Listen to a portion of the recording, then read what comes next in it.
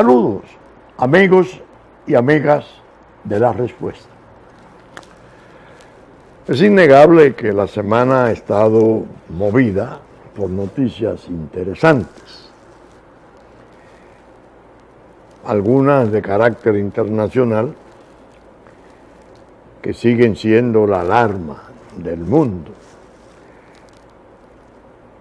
Corea del Norte tirando un misil sobre los cielos de Japón, hace apenas 10 días probando una bomba de hidrógeno, amenazando a Estados Unidos con destruirlo. Naturalmente el escenario de Siria, Afganistán, Irak, muy cruento todavía, cosas que mantienen al mundo en vilo. Y entre nosotros se produjo una noticia interesante. Yo observé que con motivo de la visita del Santo Padre Francisco a Colombia, cuando éste regresaba, tuvo una expresión que me llamó la atención. Dijo que en cuanto a la crisis de Venezuela, era hora de que la Organización de Naciones Unidas jugara su papel, que Naciones Unidas debía involucrarse en la solución de esa crisis. Yo vi la observación del Papa a manera de reflexión cuando ya se iba, y me dije, algo sabe el Papa, que ha intentado ser un mediador, un pacificador, que ha tenido varios episodios de esfuerzos, incluyendo la visita del presidente Maduro, pero él sabe algo que puede venir por el canal de Naciones Unidas. Fue lo que pensé. Efectivamente, días después aparece la noticia de que en República Dominicana se habrían de reunir delegados del gobierno de Nicolás Maduro y delegados de la Mesa de Unidad Democrática de la oposición venezolana, a fin de reanudar el diálogo, o de intentarlo, porque estaba realmente roto. Inmediatamente conecté. El actual secretario general de Naciones Unidas es un portugués, Guterres, un hombre importante en el seno de la Internacional Socialista, fue gran amigo del doctor José Francisco Peña Gómez. Evidentemente, el canciller nuestro es presidente del PRD, gran amigo del expresidente Torrijos, y por ahí es posible que se haya hecho la gestión de Naciones Unidas con el gobierno del presidente Danilo Medina para producir este esfuerzo último, que según hemos visto, después de sesiones de 5 y 9 horas respectivamente, aplazó para el 27 de septiembre la continuación, con la modalidad de que 4 o 5 estados de América Latina, gobiernos, se van a hacer representar como observadores, lo que llaman para dar seguimiento a esas conversaciones. Naturalmente, como ocurren siempre las cosas, hay quienes han sostenido en la prensa internacional, el diario El País a la cabeza de España, que en el fondo ha sido una maniobra del presidente Maduro ante la inminente imposición de sanciones económicas y quizás de otro tipo, más severas, de Unión Europea a Venezuela, y que haciendo esta este esfuerzo en un escenario como República Dominicana, participando el presidente de la República Dominicana, viniendo su canciller. No, su canciller es el yerno de Hugo Chávez, Arreaza, no. Vino Rodríguez, que es un importante dirigente del partido de gobierno, y la presidenta de la Asamblea Constituyente, que fuera canciller de Venezuela, Deci Rodríguez. Además trajeron un importante teórico doctrinario venezolano, Charlton Matos, creo, que fue embajador en Naciones Unidas, en UEA, fue canciller o no sé qué del tiempo de Rafael Caldera, un hombre de enorme preparación. De la oposición vino el más señalado, el más conocido, Julio Borges, que es el presidente de la Asamblea Nacional. Después vinieron unos cuantos que no se conoce, son diputados o algo por el estilo. A mucha gente se me ha acercado y me ha dicho, con motivo de este evento, que si yo lo iba a tratar, que si yo estaba de acuerdo con esas murmuraciones que había, de que había sido una habilidad no de Maduro, sino de Danilo Medina, que Danilo Medina quería excluir a Leonel Fernández de la comisión de mediación junto al expresidente español Rodríguez Zapatero y el expresidente Torrijos. Todas esas murmuraciones mórbidas de la política que son muy urticantes. Parques y corrillos se decía antes, ahora es por las redes especialmente, que si excluyeron a Leonel, que lo afuerearon. Yo les dije a los amigos que me preguntaban al respecto, miren, esa situación de Venezuela es tan seria, tan peligrosa, que todos los esfuerzos que se hagan, todos, hágalos quien los haga, son válidos. Hay que apoyarlos, hay que verlos como una esperanza, verlo como dice la gente común, verlo con buenos ojos, no repudiarlos, no debilitarlos con murmuraciones. Es un hecho concreto y vamos a ver, la peor diligencia que hay es la que no se hace. Y se está haciendo la diligencia por la paz. Claro, esto no impide que uno piense con pesimismo hasta dónde va a llegar. Ya Felipe González, un importante político español, es presidente de gobierno, una leyenda del PSOE, declaró no irá a ninguna parte, no tiene agenda, no esto. Y hay muchas cosas chocantes. Por ejemplo, en el momento de estas conversaciones, en el mismo momento, en paralela, Luis Almagro, el secretario general de OEA, dándole impulso y fuerza a unas diligencias para tratar de apoderar la Corte de Derecho Penal Internacional para juzgar al gobierno de Venezuela por crímenes de lesa humanidad que eventualmente podrían llevar al presidente Nicolás Maduro a un banquillo de acusado internacional y ser condenado a larga prisión. Eso en paralela. Mientras esto ocurre en esta Cancillería, OEA hace lo otro. Y ONU hace el esfuerzo a través del gobierno dominicano. Como si estuviera apareciendo la versión de aquella de el policía bueno y el policía malo. OEA por trancar a Maduro con crímenes de lesa humanidad y ONU por buscar una salida. En definitiva, la situación no es sencilla. Solo hay que, si ustedes quieren medir la conflictividad de esa situación, Julio Borges es el presidente de la Asamblea Nacional.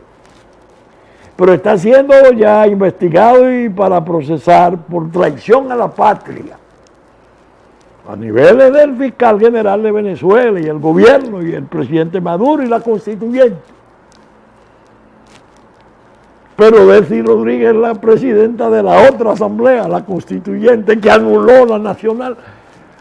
Es decir, dense cuenta de que es una situación sumamente compleja y explosiva. Que no solo puede llevar a Venezuela al gran desastre de una guerra civil, sino que a la propia región la puede desestabilizar. Se pueden producir sucesos Centroamérica, Cuba, República Dominicana, Haití, Colombia, Venezuela, quién sabe, Ecuador. En definitiva, no es una situación lisa, llana y simple, como es de suponer el esfuerzo que se hace en República Dominicana, se hace seriamente, todo bajo la preocupación de que no ocurra. Es más, en mi blog, la pregunta wordpressrd.com, entrando por Google, yo traté en el miércoles antepasado y el otro miércoles, 2 miércoles, el tema de Venezuela, bajo el título Caracas y mi pálpito. Comencé en el primero a hablar de cuando yo conocí Caracas, la impresión que me produjo de noche cuando llegué, los cerros, la montaña encendida, que solo era comparable con un cielo estrellado, y cómo mi familia venezolana, mi extinto primo y hermano, Rafael Minaya Rodríguez, me decía, espera, porque yo estaba admirado, ¿no?, ante el espectáculo. A lo que me decía, espera el otro día. Al otro día vi todos los ranchos, toda la pobreza infinita de Venezuela, de la Venezuela sumergida. Entonces yo les decía a ellos, aquí hay una prueba grave de que no ha habido justicia social. Esto es explosivo. El día que esos ranchos bajen, va a haber una gran tragedia en Venezuela. Estoy hablando de hace 40 años. Cerca de 40 años.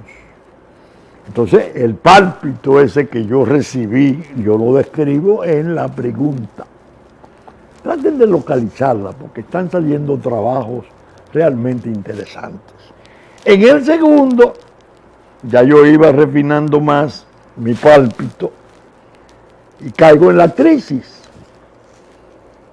Y les hago advertencia tanto al gobierno de Nicolás como a la oposición, que no puedo decir de fulano de tal porque tiene muchas cabezas, desde María Corina Machado hasta Julio Borges, Ramos Ayud, uno no sabe, Capriles, uno no sabe quién tiene en cabeza qué.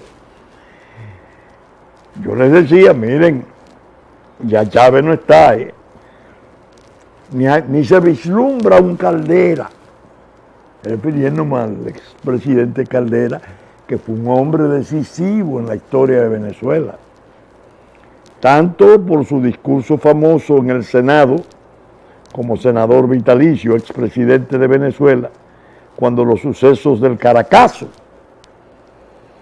y después cuando el alzamiento de Hugo, que a Hugo lo iban a perseguir para matarle con el grupo Arias Cárdenas y comparte, porque Carlos Andrés pidió poderes especiales bajo el alegato de que un grupo de oficiales estaba decidido y así había ido a Miraflores a matarle. Entonces Caldera pronunció un discurso espectacular Siguió el asunto y reajustó el asunto, condenó el alzamiento militar, pero advirtió que ya desde el Caracazo, 3 años antes, esto se veía venir, esto se veía venir, y que lo había advertido. Un oráculo ético de Venezuela. Después llegó a la presidencia, con grupos de partidos y fuerzas sueltas, con siglas. Dio elecciones, indultó a Chávez, salvó a Chávez cuando el golpe y luego lo indultó. Y Chávez ya sabemos la historia, el tipo de líder fenomenal que fuera. Ahora, la tesis que yo sostengo en esos 2 artículos del blog es: Chávez se levanta con el grupo de oficiales jóvenes y se juntan lo que yo llamo los ranchos con el cuartel, así lo llamé, y hacen una revolución profunda, un alzamiento impresionante. Pero Chávez era un líder muy especial y muy carismático. Siempre tuvo en sus manos el recurso pueblo. Iba incesantemente a elecciones, a referéndum. Llegó a perder uno cuando quería profundizar la revolución, por fracciones de un punto, y lo respetó. La derrota la respetó, porque ese es el líder. Entonces yo recuerdo los trabajos estos últimos que le digo, ni está Chávez, ni se vislumbra un Caldera, diciéndole a Nicolás: tú no eres Chávez. La extracción militar, mítica, militar popular del otro desapareció con su muerte. Tú has tenido el desgaste del gobierno, la situación se desplomó en el precio petrolero, te han socavado la economía, eso es cierto, pero evidentemente ustedes han intentado llevar la revolución a profundizarla como lo quiso Chávez en aquel referéndum que perdiera. Ahora Chávez, cuando el alzamiento, que notó que iba a haber un derramamiento de sangre espantoso, le dijo a todos los compañeros: paren. Creo que Arias Cárdenas tenía en Maracaibo ya los tanques fuera para actuar. Aguanten, por ahora. Entonces yo le saco en mis trabajos de blog a Nicolás que lo que a él le faltó fue un por ahora, cuando la victoria de la oposición en las elecciones congresionales, que incluso se había ido ya, se había fugado una parte del chavismo, y el desgaste de poder, las circunstancias económicas, etcétera, hicieron que perdiera el chavismo. Pero el chavismo es un fenómeno, porque Chávez trabajó en favor de la Venezuela sumergida, del 62% bajo los límites de pobreza extrema que había en aquella nación, que tenía entonces arriba otra Venezuela, la Venezuela saudita, petrolera, una clase media importantísima. Entonces la división era horizontal. Chávez con su revolución y los ranchos la tornan en vertical, una Venezuela y otra Venezuela. Entonces la tesis es: no puede haber 2 Venezuelas, solo una y una sola paz. Si las 2 Venezuelas se enfrentan así, porque Ramos Ayud ganó unas elecciones su partido y las fuerzas de oposición, y dijo: ese gobierno le quedan 6 meses ahí. Provocó una situación, entonces el otro respondió. Y ahí se han ido en una pelea y una reyerta insostenible, que si se produce el choque sería espantoso, no solo para Venezuela, peligroso para la región. Entonces observen que yo he querido darle así, haciendo alusión a mi trabajo del blog, el pálpito que tuve con Caracas, cómo se ha cumplido. Pero yo le decía a mi primo: el día que esos ranchos bajen, y no mencionaba entonces el cuartel, porque no entendía que el cuartel se podía levantar, era muy profesional.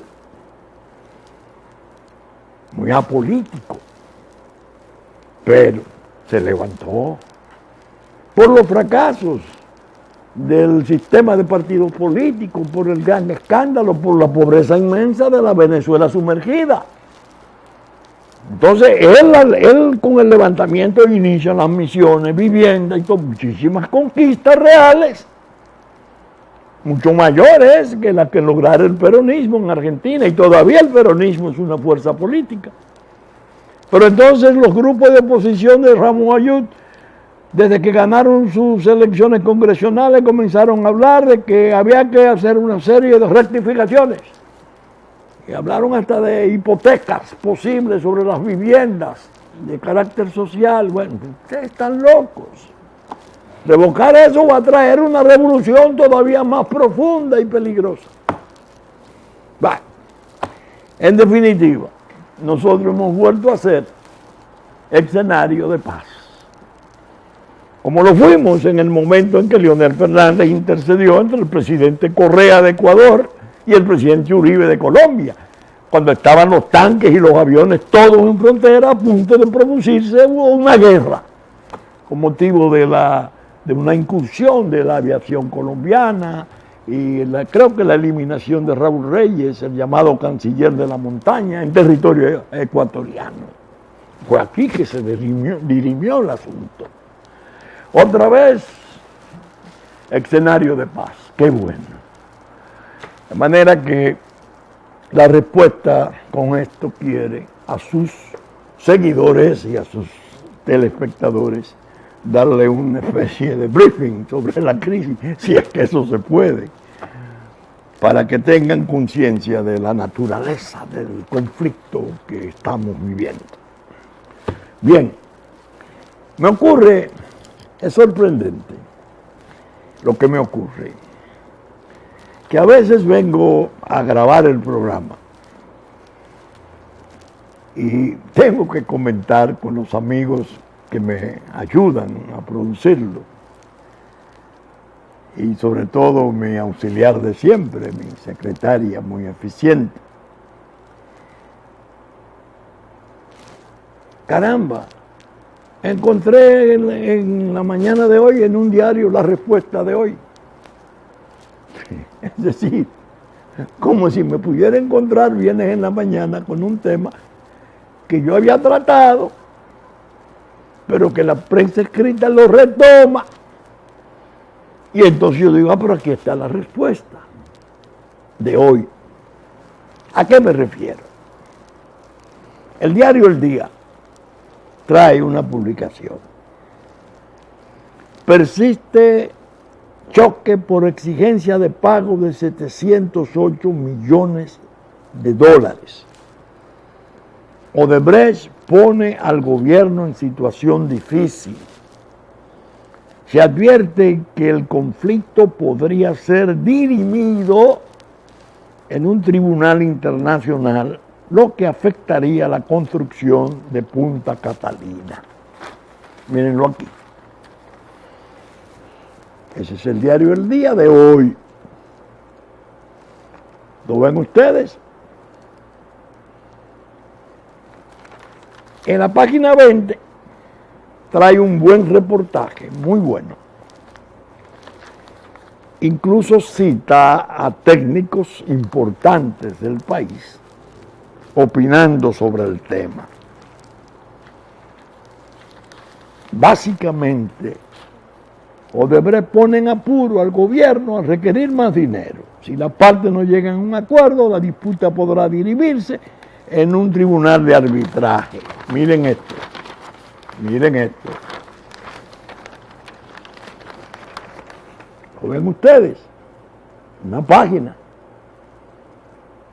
interesante. Y cita 2 o 3 técnicos nacionales. Uno de ellos, muy reputado, José Luis Moreno San Juan. Hay otro, creo que Minier, Hernán Minier, hablando del problema de la reclamación de sobrecostos de Odebrecht de 708 millones de dólares. ¿Por qué la respuesta al leer esto siente no satisfacción? Porque sobre ruinas como esta no se puede hablar de satisfacción, sino una especie de tranquilidad de conciencia. Porque se advierte con esos testimonios de técnicos, no de políticos, que no anduvo descaminada la respuesta. Cuando en el pasado programa, en los últimos dos programas, habló del tema. La ventaja que tuve al hablar del tema entonces fue que observé lo que algunos otros técnicos me habían hecho llegar. Es más, leí el informe de uno corto, una especie de síntesis de su informe, hablándome de que ese reclamo de sobrecosto era extraño, era peligroso. ¿Por qué lo hacía Odebrecht si había pactado con el gobierno, si había obtenido el beneficio de que le exoneraran de responsabilidad penal en la Procuraduría General de la República? Si había mantenido el favor de seguir las obras que estaba construyendo y recibir pagos de cientos de millones de dólares, al grado de que apareciera el gobierno nuestro como el único de la América Latina que no se reñía con Odebrecht. Llegaron a un acuerdo, 180 millones en 8 años, esos 180 millones que en el fondo era la multa por soborno. Bueno, sobre todo eso opinó la respuesta y advirtió al presidente Medina: no firme ese acuerdo, presidente, no se arriesgue, no firme ese acuerdo. La idea es desafiar a esta gente, es pelear con esta gente, sin saber entonces que estaba el reclamo debajo de la manga de los 708 millones de dólares. ¿Por qué hace ese reclamo Odebrecht ahora? A 3 meses, 4 meses del acuerdo de Procuraduría. Parece evidente que el gobierno, dada la profundidad, lo hondo que ha sido el desastre de Odebrecht, terminada la posibilidad de financiamiento del Banco de Brasil, que está corriendo cierta suerte pareja con sus financiamientos, pareja con la de Odebrecht y otras multinacionales brasileñas.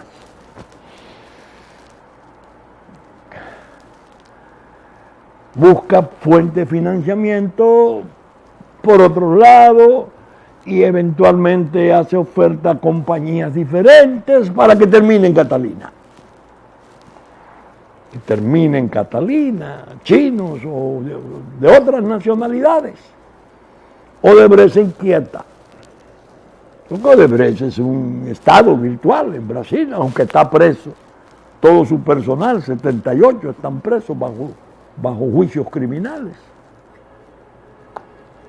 Entonces saca de la manga su reclamo sobre el muelle.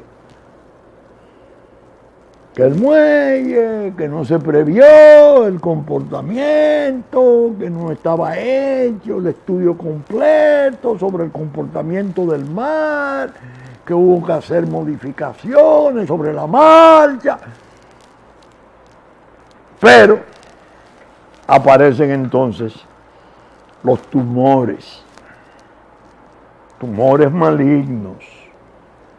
Artículo 9 del acuerdo básico que sirvió en la licitación. Pese a ser un contrato llave en mano, se dejaba abierta la posibilidad de sobrecosto, de sobreprecio o de imprevistos. No era una llave en mano leal, seria, terminante. Yo le pago tanto, me expongo a la barbaridad de que digan que le estoy regalando cientos de millones de euros, pero ni un peso más. Es más, el presidente Medina pidió, después de la licitación, que le rebajaran 300 millones. Lo dijo el señor Villara. Y negociaron eso. Y se transaron las partes en 100 millones de rebaja. Aunque se le dejaba exento de impuestos. Entonces, sobre todo eso es que surge ahora la reclamación de 708 millones de dólares. Estos técnicos en el informe del día explican la suerte segura, no posible ni probable, segura, que va a correr el Estado Dominicano una vez Odebrecht apodere a un tribunal arbitral internacional según está previsto en el contrato. Tiene que pagar. Tiene que pagar. Entonces, ¿cuáles son los desastres para el Estado? Si tiene que pagar esto, 708, además del escandaloso precio con el cual se habían aprobado los términos de licitación, sería una ruina, porque ascendería a 2.654.000. Entonces, en esa coyuntura, la respuesta introdujo inquietudes,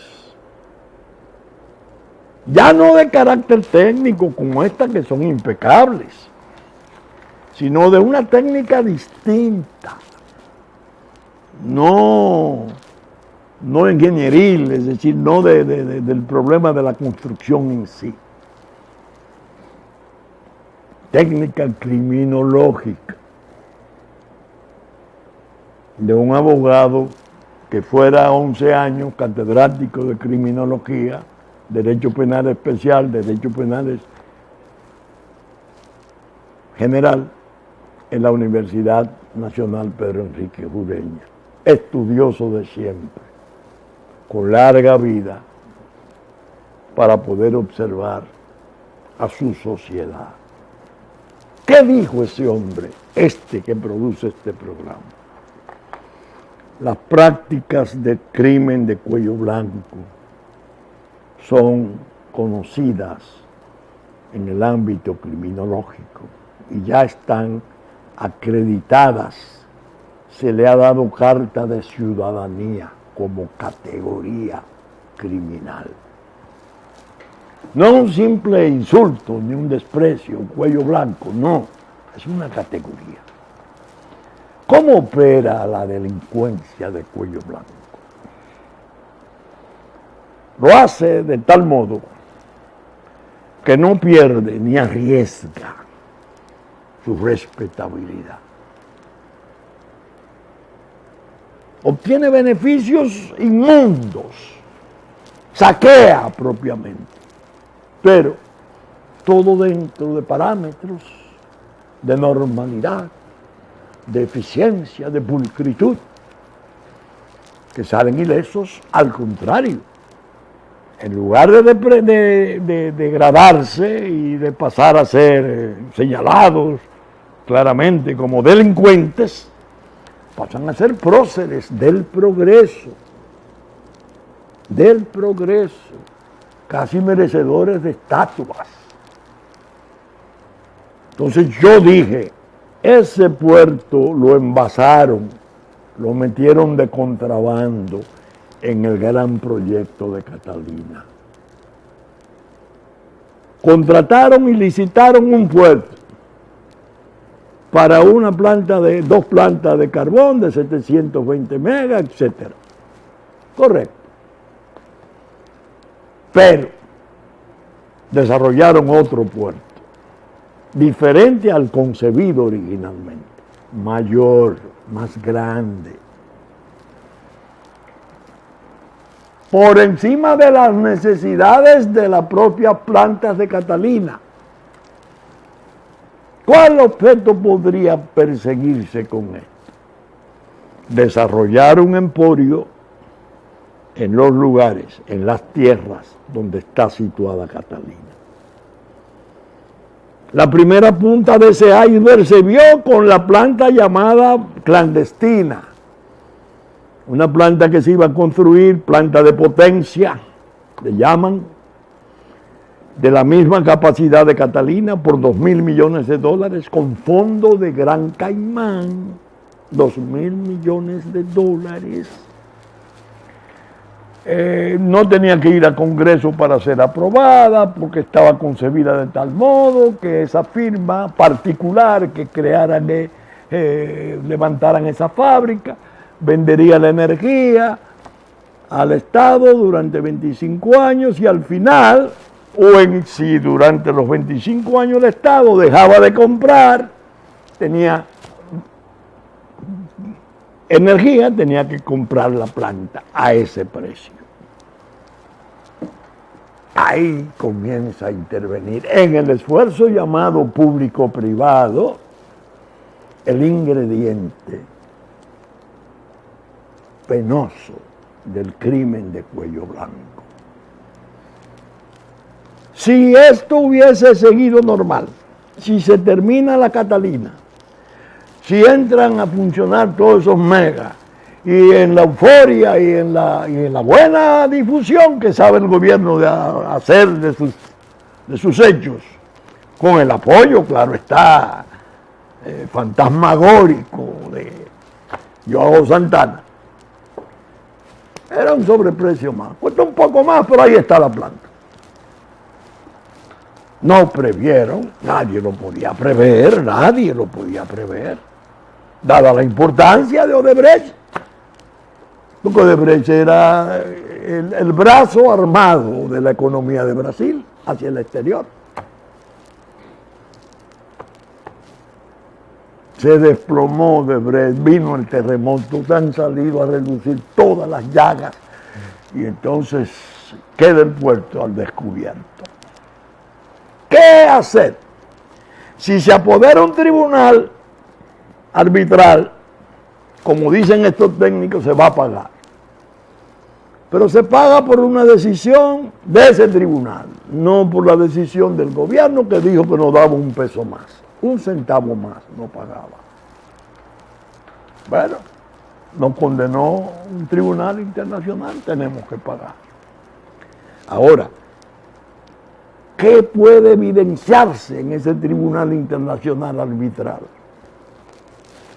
Todo lo que está diciendo la respuesta respecto al contrabando que se quiso meter y se metió del Muelle Mayor en el proyecto.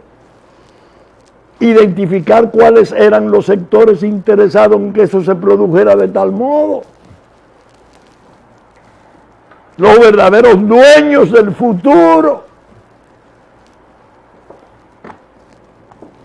Por eso, desde aquí le dijimos al presidente de la República, desafíe y pelee. Hemos notado incluso que él ha tenido una actitud. Nombra una comisión para averiguar esas cosas de notables, de gente importante del país. Se dijo que sin consultarle previamente. Nombra un administrador de una empresa que está todavía sin terminar. No se sabe, administrador del proyecto en curso, se diría, a medio talle. Pero fue de los que examinó y evaluó la propuesta financiera originaria de Odebrecht.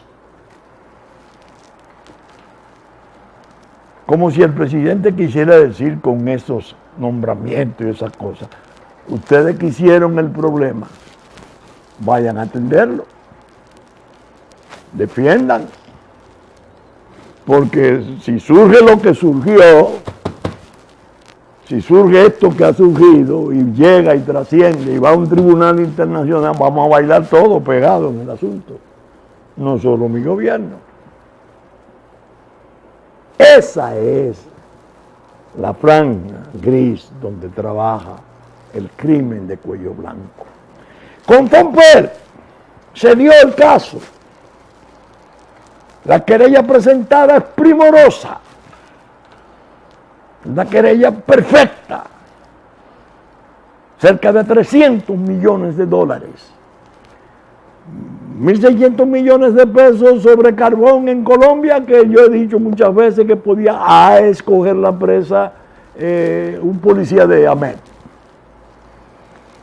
Pero el resto, el gran volumen, AES y Ejejaina, eran unos cánones, unos mecanismos de cobro fraudulento que llevaba la exacción a cerca de 10.000 millones de pesos. ¿Qué hicieron? Desplegaron todo su poder de influencia. Bueno, el presidente de AES Internacional vio al presidente Medina 2 veces en Naciones Unidas, una vez en Panamá. Bueno, el asunto llega a fiscalía, en fiscalía ahí no pueden interrogar a nadie. Eran ininterrogables.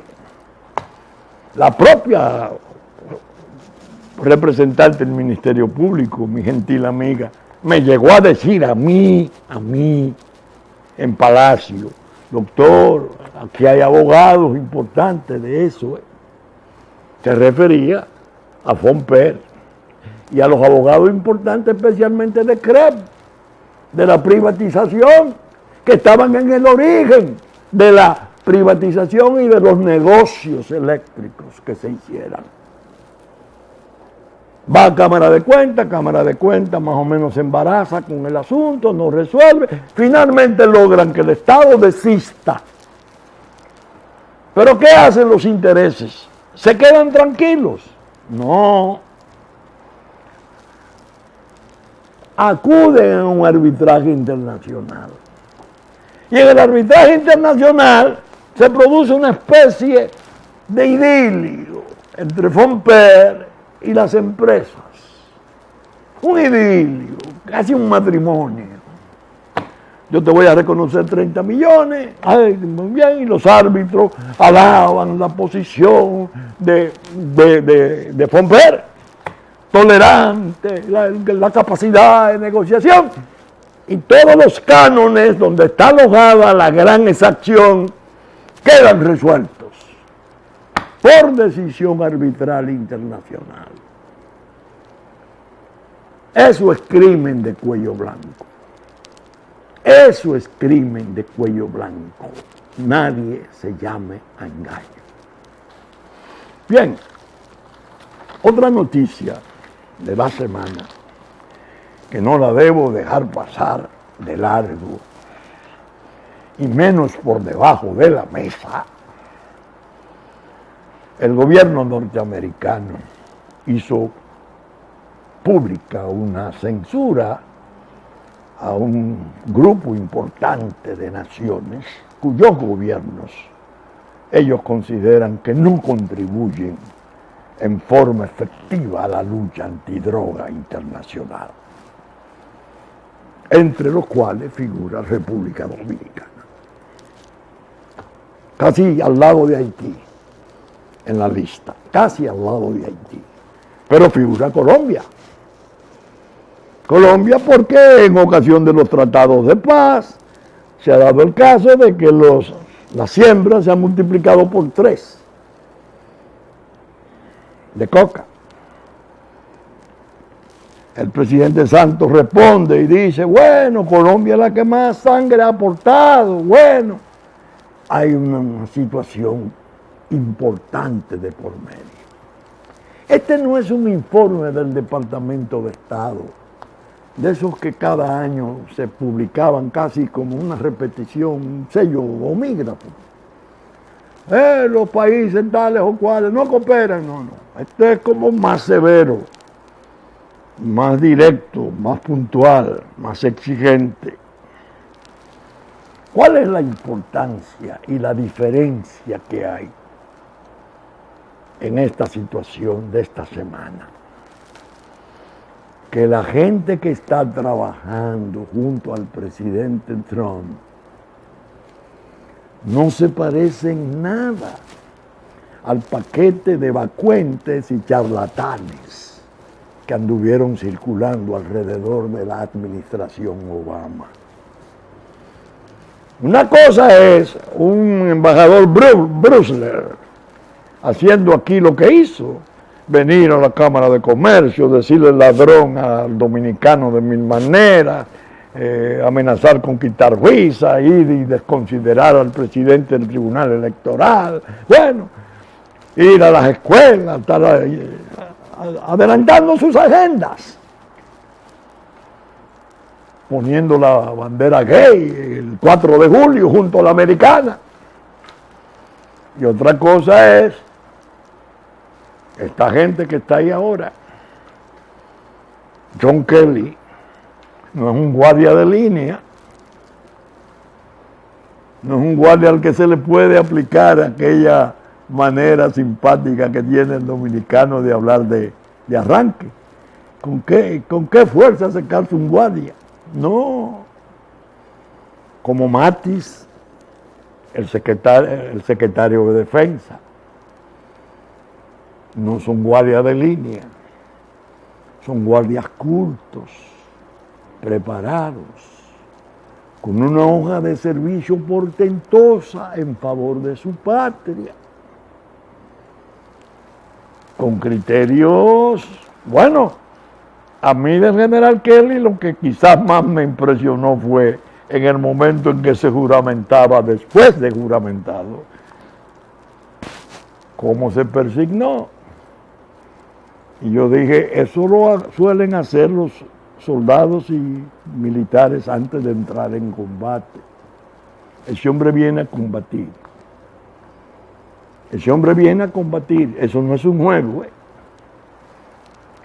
Ese Kelly que había hablado de la injusta inmigración que le estaban imponiendo a la República Dominicana 5 años atrás, en Bahamas, cuando no se entendía que tuviera ningún interés preciso, ni era un tópico que se estaba por tratar. Hacen la advertencia. Y qué bueno que la hicieran. Porque precisamente desde la respuesta es desde donde más se ha advertido, donde ha sido mayor la alarma, donde ha sido más alto el reclamo, más fuerte la queja sobre los problemas de Haití. Es la respuesta a la que ha desarrollado la idea del pacto implícito. Es la respuesta a la que ha dicho, en la destrucción del Estado Dominicano figuran 3 grandes fuerzas que no se han puesto de acuerdo previamente. No, pero que están dirigidos sus fines y propósitos de tal modo que coinciden. Para el Estado binacional, República Dominicana tiene 6 aeropuertos internacionales, puertos de gran calado, es vecina de Puerto Rico, es frontera con Estados Unidos. El narcotráfico internacional la necesita desesperadamente. Tanto Sudamérica como México, como las propias grandes mafias de Europa. Haití es un narcoestado desde hace décadas. Desde el tiempo de Duvalier, el viejo Duvalier, ya estaban las mafias mayores establecidas en Haití. Así hay confesiones en el Senado norteamericano. Libros escritos por mafiosos. Lo que empuja el narcotráfico hacia la abolición del Estado Dominicano, borrar la frontera y hacer esto que han venido haciendo. Coincide, confluye con el gran capital nuestro. Encantado con la idea de los 20 millones de consumidores. a desarrollar, en lugar de esa frontera que ya es obsoleta, eso no existe ya, la soberanía está descartada, eso ya es algo prehistórico. Vamos a hacer un desarrollo común. ¿Con quién? Con los capitales de vecinos, el gran capital. Y la geopolítica era la otra tercera fuerza en el pacto implícito que confluía. ¿Qué está ocurriendo? Que en el vector geopolítico han cambiado los mandos. Y un Kelly y un Mattis no pueden sustraerse a su condición de militares de alta calificación, conocedores de la realidad de la región. Ven acá, ¿y qué es esto? Pero República Dominicana, no solo en la inmigración, general Kelly, en el aplastamiento del narcotráfico internacional que usted bien sabe que está aposentado en Haití en una forma espantosa desde hace décadas. Y lo que están facilitándole es cómo operar. Recuerden aquello de que, con motivo del terremoto, los puertos de allá, muy pocos, dejaron de funcionar. Y República Dominicana llevó su generosidad a permitirle que usaran los puertos nuestros. Y sus furgones venían libres de chequeo porque tenían chequeo de origen. Y sucede que yo voy a Bruselas y me encuentro con una reunión de UCELAC, donde el aumento del tráfico de República Dominicana de uno de sus puertos mayores era de un 800%. Yo decía, pero ¿de dónde es que sale? ¿Cómo es posible que haya un aumento de un 800% en el tráfico? Los furgones que venían de Haití, creo que todavía se mantiene la exención, no eran examinados aquí porque eran libres, venían chequeados de origen. ¿No lo sabrá el general Kelly? ¿Creen ustedes que la inteligencia militar norteamericana ignora eso? El día. Esa gente no trabaja con la farfullería de esos políticos, ya lo vimos en el cambio de embajadores. El que llega, a qué viene, cómo se refiere a la inmigración ilegal, cómo alaba la devoción dominicana por su independencia, cómo declara 100% doméstico todo cuanto puede ocurrir, solución nacional, muro, honor a nuestros mártires y nuestros héroes, las hermanas Mirabal, los héroes de la Restauración. Esto no es aquello que andaba ahí en una jaulilla haciendo espectáculos. De manera pues que vamos a este tema a profundizarlo en programas futuros, porque es muy importante. Saben ustedes que estamos saliendo en nuestra versión central por Supercanal 33, televisión abierta, 3 del cable. Domingo a las 11 de la mañana nuestra versión central, que ya nos anticipó Cinevisión, Canal 19, sábado a las 6 de la mañana, que ya nos anticiparon Telefuturo a las 8 de la mañana después de la misa de San Antonio de Padua, Canal 23, en Puerto Plata, Musavisión y TV3, TV Plata, en el día de domingo, Telenor San Francisco de Macorís, 6 de la tarde y mediodía de domingo, Teleimpacto, 9 de la noche de domingo, 12 del mediodía de domingo, TDI 51, 7 de la noche de domingo. Asimismo, saben ustedes que Diario Digital, Diario Horizonte de Nueva York y Diario Digital Dominicano reproducen nuestros contenidos. La radiodifusión a cargo de Radio Real de La Vega, a las 11 de la mañana en la versión central, Hit 92 a las 9 de la mañana de domingo, y los canales amigos de Constanza, Sabaneta, Montecristi, Higüey y Romana, que reproducen nuestros contenidos en los momentos pertinentes. Con la gracia de Dios, esperamos estar con ustedes el próximo fin de semana en la entrega de una nueva respuesta. Muchas gracias y hasta entonces.